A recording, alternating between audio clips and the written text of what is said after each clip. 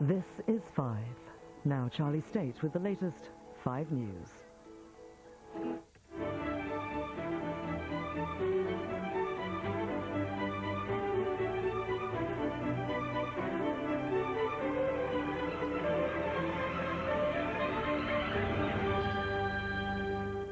Good evening, it's 7 o'clock, I'm Charlie State. These are the headlines. Off the pitch, more fans in court today over violence earlier this week. And the beast of Belgium, paedophile Marc Dutroux, found guilty of abduction, rape and murder. They needed to win, and they did. England's footballers have kept the Euro 2004 dream alive with a much-needed victory over Switzerland. The wonder boy Wayne Rooney scored first, just 18. That makes him the youngest ever goal scorer in the championship finals. 5 sports reporter Andy Richardson was there, and he joins us now from Coimbra in Portugal. Andy, I can almost feel a huge sigh of relief from England fans. Does the team look like they could go all the way now? Well, let's hope so. Just as Michael Owen announced his arrival on the international scene at the World Cup in France 1998, Wayne Rooney has done exactly the same here at Euro 2004. 2 goals from him and also 1 from Steven Gerrard means England's destiny at Euro 2004 remains in their own hands. Now, a further win against Croatia on Monday means they definitely go through to the quarter-finals. A draw may be enough, but a lot will depend on the result between France and Croatia later on tonight. But I think you're right, Charlie. The palpable sense here amongst both players and supporters is one of relief that England's tournament is finally up and running. Let's get this report on all the action and all the goals from Matthew Rumsey. So, Andy, the fans now have something to celebrate, but give us the latest. I mean, how are the fans behaving? Well, there were a lot of concerns when this fixture was revealed that it was going to take place in Coimbra, which is a relatively small town. There were concerns that you just wouldn't be able to cope with a huge influx of fans. Now, around 25,000 fans are in town, but so far the news is all good. They've all been very well behaved. There are a couple of Algarve Express trains that arrived this morning carrying about 1,000 fans each. That must have been a pleasant surprise for any locals making the trip up north today, but that all went off okay. I've just been speaking to a colleague who is at a fan park in Coimbra where there's thousands of ticketless fans watching the game on a big screen, again saying the atmosphere down there boisterous but very, very good-natured. And even outside the stadium, UEFA do seem to have a problem. They have a lot of people in fluorescent jackets with walkie-talkies in charge of these, security checks as fans are coming in. Now, it's creating a lot of problems, a lot of human bottlenecks, but it's to everyone's credit that in sweltering heat in Coimbra, everyone kept their temper and the fans have behaved absolutely perfectly so far. Andy, thank you very much for that. Well, one man who was watching that closely is former Manchester United manager Ron Atkinson. Joins us now on the line. Also in the studio, sports agent Eric Hall. Eric, hello. How are you? I'm monster good. Of course you are. Result. Absolutely. Monster result. 3-0, who would believe it? Let me go to Ron on the line first. Ron, what did you make of what you saw this evening? Yeah, great result. That'll be a confidence booster for the players. I mean, the first 20 minutes was very, very hectic, and then we settled down, and at times we played okay. I think the scoreline flattered us a little bit, but sometimes in a tournament that happens, and I thought it was fitting that the best players, I thought Gerrard and Rooney were our best players, scored the goal. It's going to be quite a day for Wayne Rooney, isn't it? A youngest ever player to score in the finals of the European Championships. Yeah, well, I don't think anything this kid does ever amazes people. I mean, I saw him after about 2 games, and I said he should play in the England team then when he first got into the Everton side. And anything he's ever done, he's never done anything that makes me change my mind about that. He looks confident, he's loving it, he's enjoying it, and there's a few more goals to come from him yet. I'm sure a lot of people think the same thing. Eric, it's amazing how the tide turns in football, isn't it? Suddenly everyone's very excited about England, and we're talking about the possibility of how far they can go. You say the tide turns. It hasn't really turned. I mean, nobody, if Ron can still hear us. How are you, Ron? I'm all right. He can hear you, he can hear you. All right, Bob, I'm glad you're well. Is that we don't expect to really beat France. Let's be monster honest. You know, we done monster well for X amount of minutes, then they turned it on and they scored 2 goals. For what penalties. So it wasn't, and today it was, Switzerland, to be fair, ain't the greatest in the world. We expected to lose, really. So we've only kind of done the 2 things we expected to do. Please God, let's beat Croatia, then we've got problems, then we've got the big teams. But Monday's the most important thing. The 2 games we just had, as we sit here now, a few minutes ago or half hour ago, we did expect to win, and we did expect to maybe have struggle against France. So everything, in my opinion, has come true. It's the next game. That's, when we've got to start being careful. Ron, what do you think? Some people are saying that it's time for sort of England fans, people who follow England, to be a bit more realistic about just ultimately how good we are, and that we shouldn't have such great expectations. What do you think? Well, I think we've got a very good crop of players. I mean, I think we've got some excellent players. All right, we've got certain problems in the side. I mean, I think we'd be far better if we had a natural left-sided winger, somebody that could pick the ball up and travel down the line. Unfortunately, we haven't got one. So, I mean, the manager's having to amend with what he's got. But we have got a lot of good players. I mean, our midfield players, whether they're playing in the right shape or whether we got them all in the right positions is, it's open to question. Ron, can I give you a last thought? I've got to be brief here. Do you think they can go all the way now? I'd be very disappointed if we didn't get to the semi-final. After that, anybody's guess. What I have seen in the tournament, with the exception of, say, 5 good minutes from France, I haven't seen anybody yet that would frighten you. Eric, can I ask you the same question? Well, where do you see them reaching? A quarter-final, Croatia stick, beat Croatia, and then it could be, they may as well come home. That's as far as they get, is the Croatia match. Croatia match is Monday. I hate to say that. Please God, they must win the whole big shtick, but I cannot see. My heart says, let's do it, but my head says, Croatia is saying goodbye, Charlie. Oh, thank you. Eric, thank you very much for that. Ron Atkinson, thank you very much. Goodbye. Well, more than 30 England fans appeared in court in Portugal today, charged over a second night of rioting, just hours after 11 were ordered out of the country. The shameful face of soccer violence was exactly what the England authorities didn't want. 2 nights of trouble confirmed everyone's worst fears.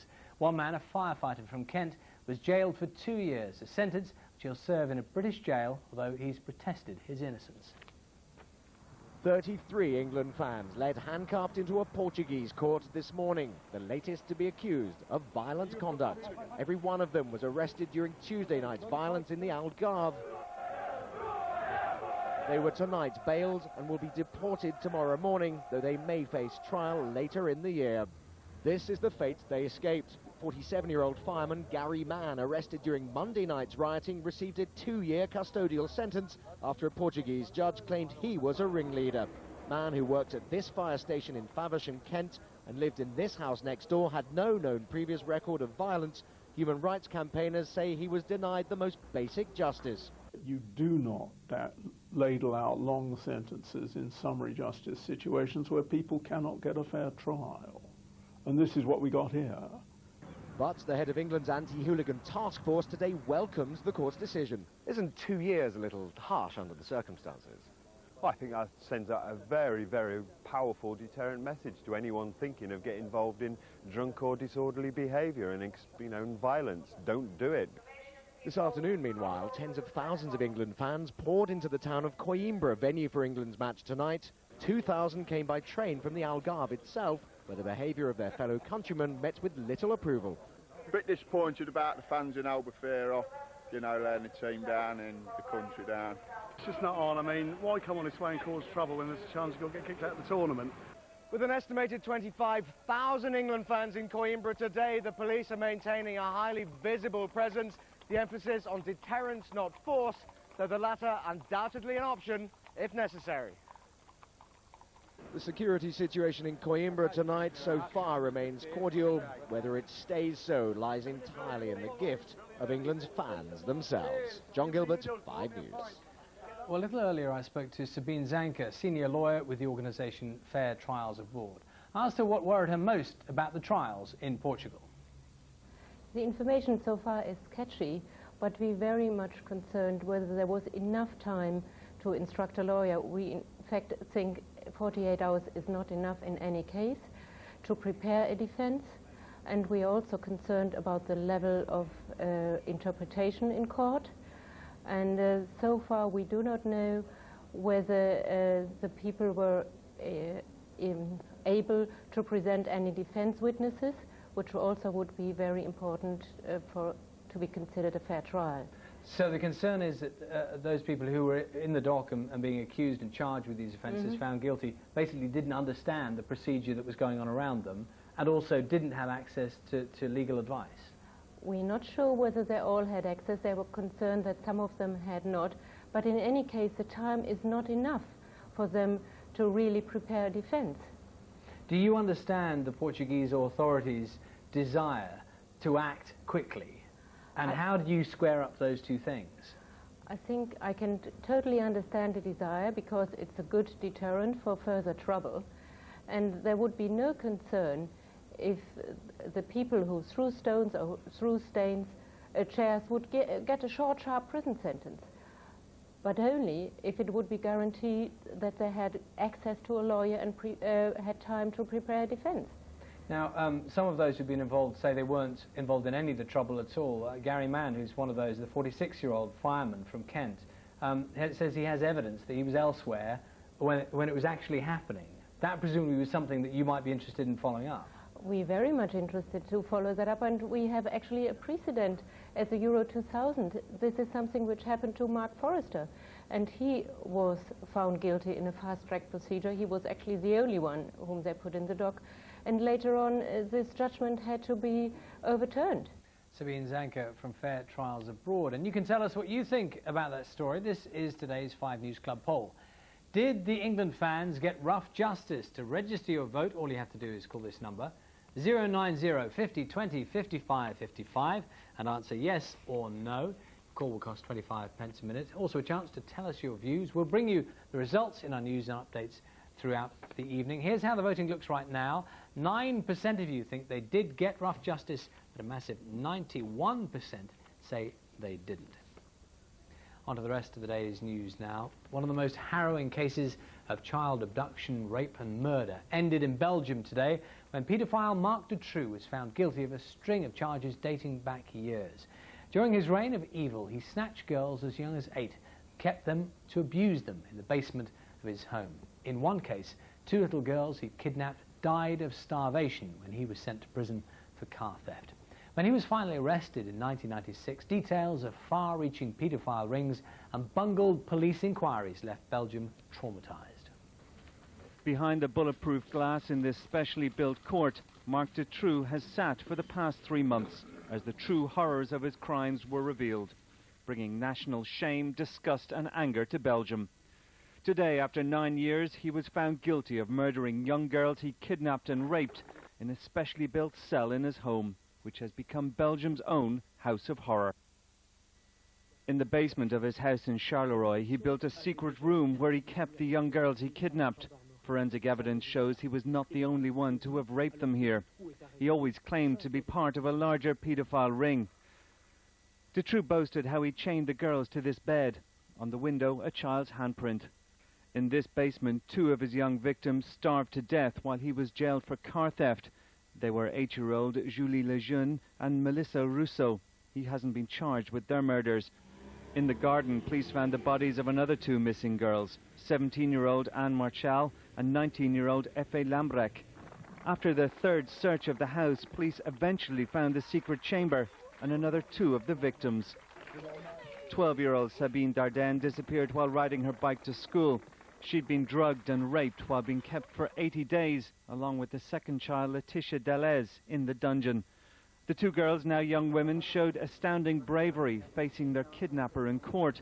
"I just wanted to look at him in the face," said Sabine Dardenne. The 2 even returned to the house with the jury during the trial. Reliving the horror was almost too much to endure. That was the one success in the bungled investigation. Police searching the house previously had heard children's voices but didn't make checks. There was talk of a high-level cover-up. The police were shown to be incompetent and the trial delayed. Dutroux even managed to escape after getting hold of a gun. Hundreds of thousands took to the street in protest, anger and shame.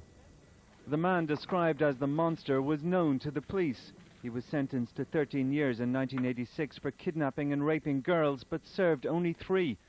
His ex-wife, Michelle Martin, who allowed the 8-year-olds to starve to death, was also found guilty of murder.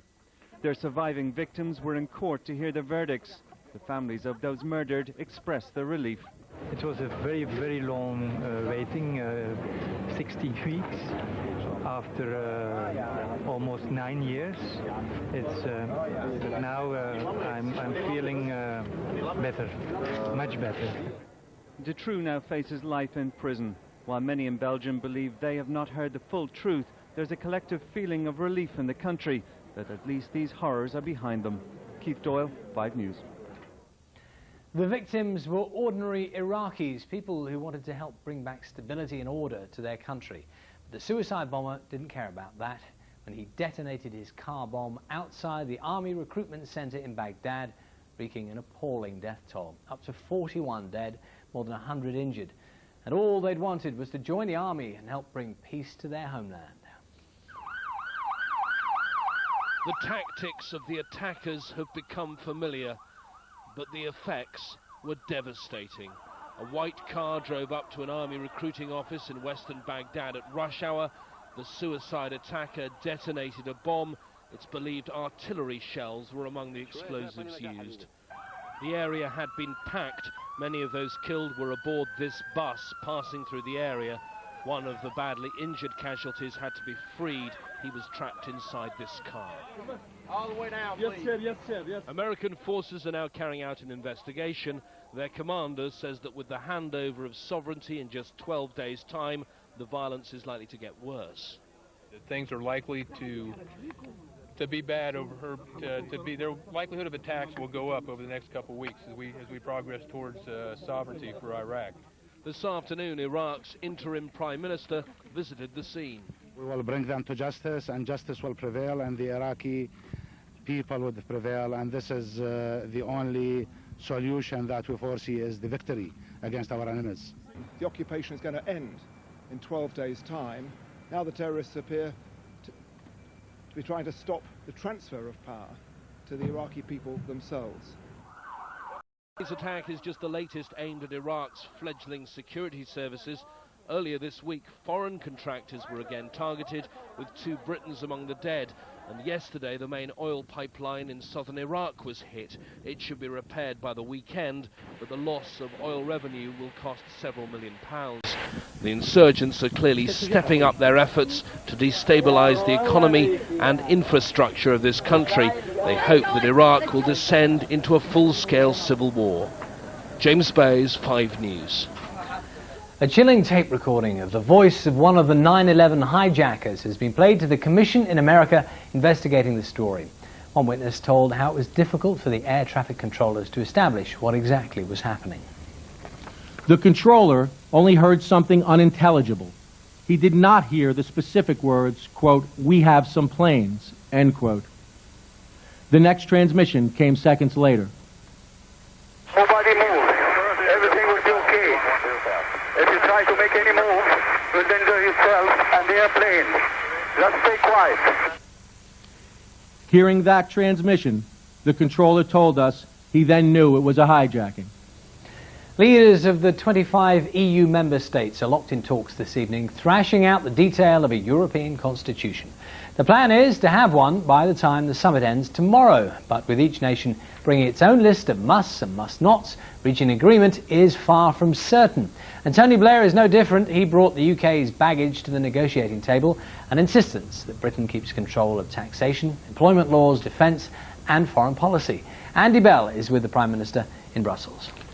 Tony Blair basically faces a choice here. He can either set himself up once again as the bad boy of Europe by walking away from any European constitution, or he can risk the wrath of a Eurosceptic public back home by signing up to a deal which will be denounced by many as giving up areas of British sovereignty. We should know which it is in the next 2 days. Out of this riot of colour, they must find unity. 25 governments must agree here on a constitution, a new set of rules for the European Union. And this is the man presiding over the negotiations, Bertie Ahern, the Irish Prime Minister. He admitted today he's expecting it to be a difficult few days, but it's his job to be optimistic. Oh, I think we'll have a very useful and productive council meeting and also the Intergovernmental Conference, and hopefully it'll go very well, and we're looking forward to it. Tony Blair arrives with his own set of demands. He wants no European interference in the way Britain runs its tax system, its social security, its employment law. He calls these the red lines, which cannot be crossed. And here to spoil the party, the people who in Britain in recent days have been setting the pace on the European debate. The UK Independence Party want to get out of the EU altogether, but in the meantime they have this message for Tony Blair on the Constitution. Don't do it. Don't sign it, because if you do sign it, you will do your own party in Britain irreparable damage, because you'll lose that referendum and lose it very heavily indeed. Don't put us through the pain. Say no now. And so the talking begins, and they tell us the atmosphere is friendly. But when the doors close and the hard bargaining starts, it'll be time to go eyeball to eyeball and see who blinks first.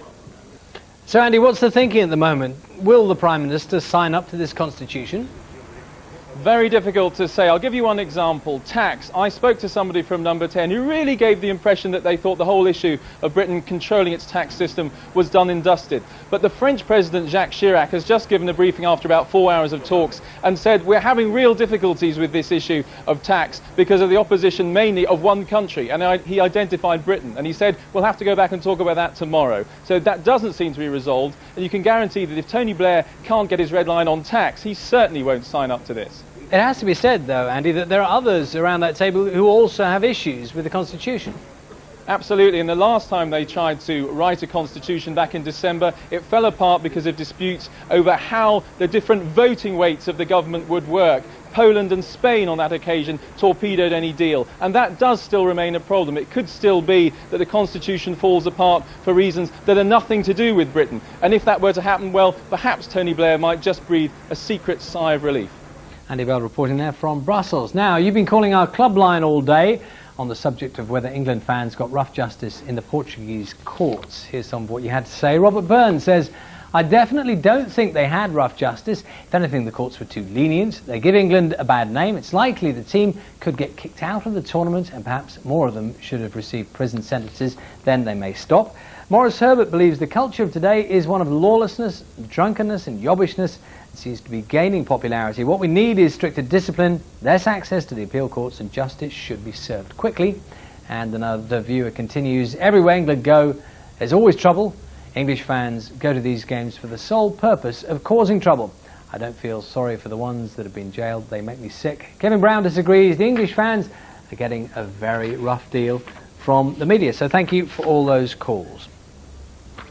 That's it for now. In a moment, we've got the weather. I'll be back with the headlines at 8. Until then, from everyone here, bye-bye.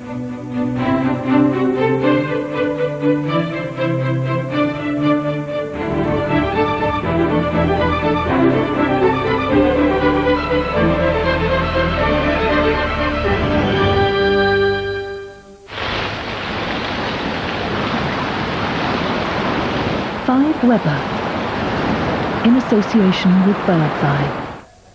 Hello, good evening. Well, far more unsettled today, and we were really feeling that drop in temperature. And that's really the way forward as we head into the weekend and beyond, I'm afraid. So just more than a smattering of showers today through Scotland, where we've got some low pressure lurking, and a cold front affecting the Midlands through to Southern Ireland.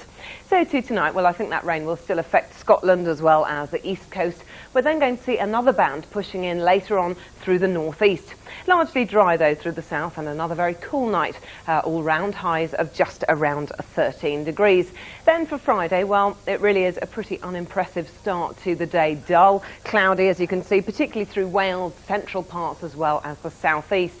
Now, sunshine and showers, though, through the north and east first thing. It should stay drier and brighter the further south and west you are, but those showers will then slip southward slowly during the course of the afternoon, and as I said, a real drop in temperature, struggling with just highs of 17 degrees. Now let's take a look ahead at what the weather has in store, and really nowhere is going to escape the showers over the next few days. For the far north, cloudy with longer spells of rain on Saturday, Sunday and Monday, with some bright or sunny spells in between, also feeling cooler and a lot fresher. And central parts, again, will see a mixture of sunny spells and showers, gradually clearing on Sunday, but heavier on Monday, and highs of a rather constant 13 degrees. And for the south, it's a very similar picture. Many parts staying dry, but then more widespread showers by Monday.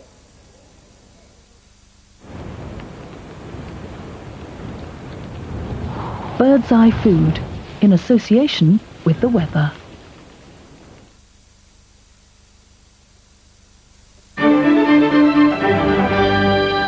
It's 8 o'clock, I'm Charlie State. England is celebrating tonight after defeating Switzerland 3-0 in Portugal.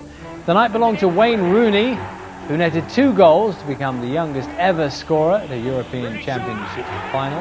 England will now face Croatia on Monday. More than 30 England football fans face court today, charged over a second night of rioting in Portugal.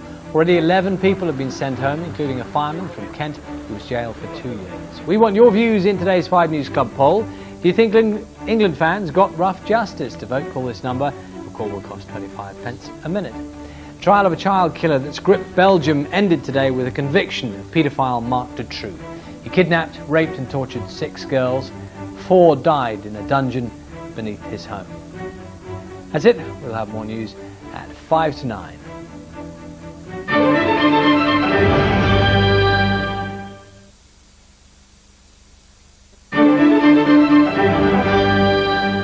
It's 5 to 9, I'm Charlie State. England is celebrating a crucial 3-0 win over Switzerland tonight in the European Championships.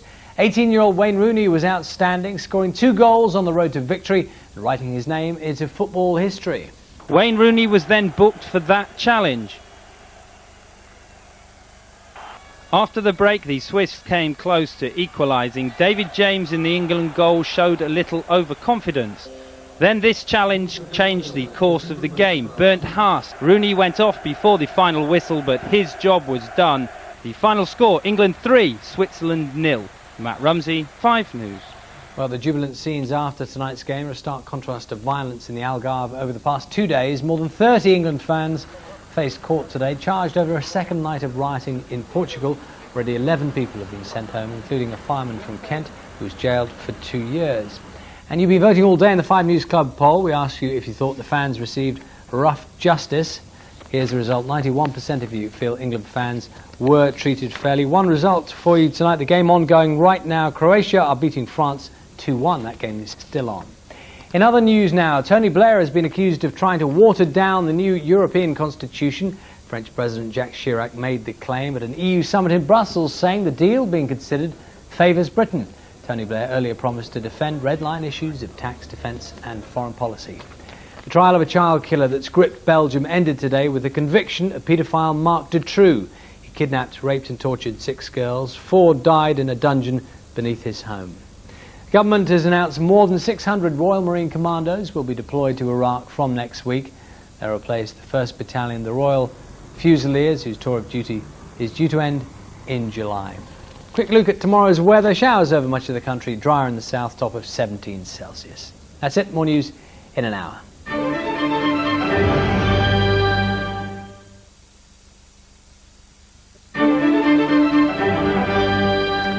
It's just gone 10 past 10, I'm Elaine Park. England is celebrating a crucial 3-0 win over Switzerland tonight in the European Championships. Wayne Rooney scored 2 goals, writing his name into football history. In another result tonight, Croatia and France drew 2-2. The jubilant scenes after tonight's game are a stark contrast to violence in the Algarve over the past 2 days. More than 30 England football fans face court today, charged over a second night of rioting in Portugal. Already 11 people have been sent home, including a fireman from Kent who was jailed for 2 years. In other news, Tony Blair has been accused of trying to water down the new European Constitution at a summit in Brussels. French President Jacques Chirac says the deal being considered favours Britain. Tony Blair earlier promised to defend red line issues of tax, defence and foreign policy. The trial of a child killer that's gripped Belgium ended today with the conviction of paedophile Marc Dutroux. He kidnapped, raped and tortured 6 girls. 4 died in a dungeon beneath his home. Scientists have unravelled one of life's greatest mysteries and can now pinpoint how long a woman will remain fertile. Using ultrasound, doctors can now tell women how many eggs they have left and what age she's likely to experience menopause. It's hoped the technology will help couples wanting children beat the biological clock. Tomorrow's weather, showers over much of the country, dry in the south, a high of 17 Celsius. That's it. We'll have more news in an hour. Bye-bye.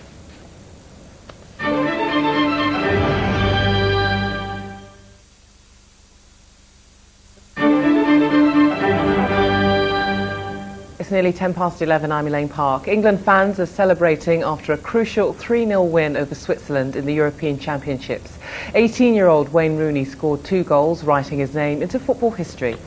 In another result tonight, Croatia and France drew 2-2. The jubilant scenes after tonight's game are a stark contrast to violence in the Algarve over the past 2 days.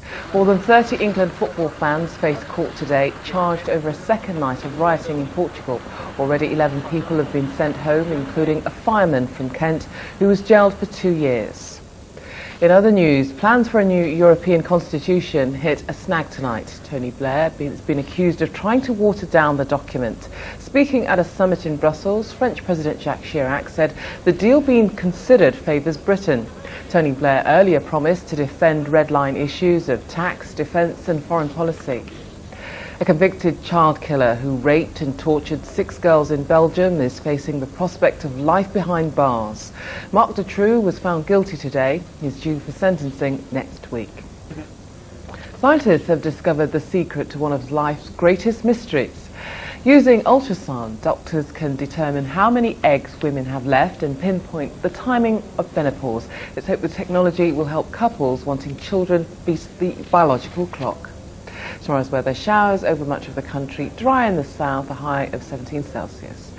That's it from 5 News Tonight. Goodbye.